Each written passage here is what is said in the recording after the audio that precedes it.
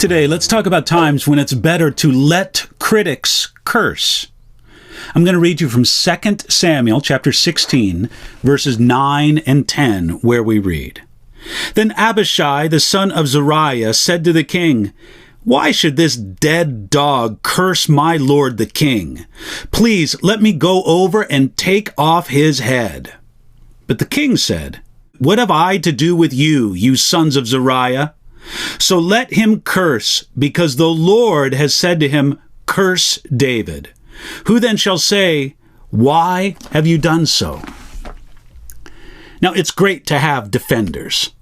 Some of us know all too well what it's like to be attacked and have few or no one to defend you.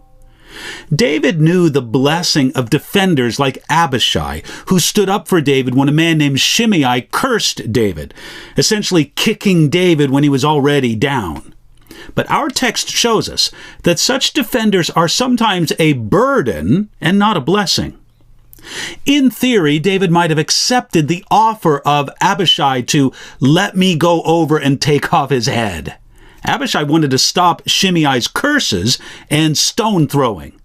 The mighty men surrounding David were more than ready to kill Shimei in an instant if David accepted their offer. It was one less problem to deal with, one less critical voice to hear.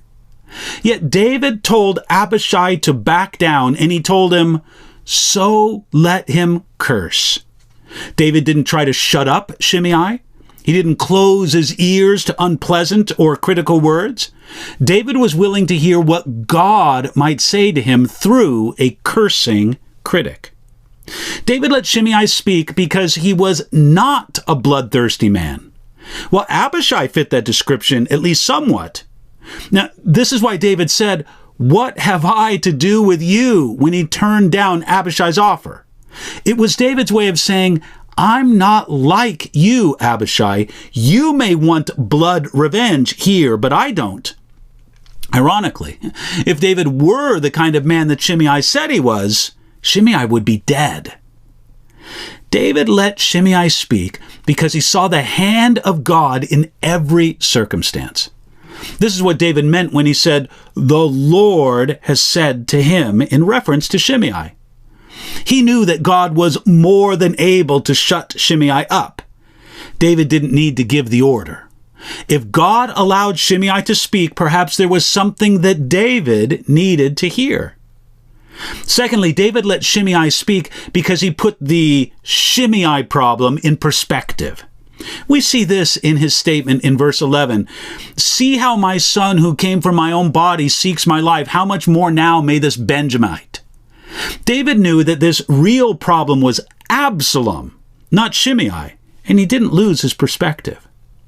Third, David let Shimei speak because he knew that God's hand was on the future as well as the present.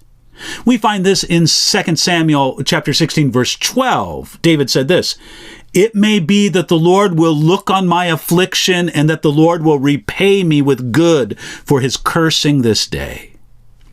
David knew that if he did what was right in the present moment, God would take care of the future. For all of these reasons, David let Shimei speak, and he refused to take revenge when he had an easy opportunity to do so. Some of us never take revenge because we never have an easy opportunity. There's no nobility of character in not doing what we can't do anyway. But when we have the opportunity, we must show the same kind of restraint that David did. In his book, A Tale of Three Kings, Gene Edwards put these words into the mouth of David at this point. "The throne is not mine, not to have, not to take, not to protect, and not to keep. The throne was the Lord's." It was that kind of heart that kept David on track through such a difficult time and enabled him to bear up under criticism. Friend, if you're suffering under criticism today, I pray that God would give you the wisdom and the grace to respond correctly. And sometimes it's wise to take the course that David took here. May God give you wisdom in this today.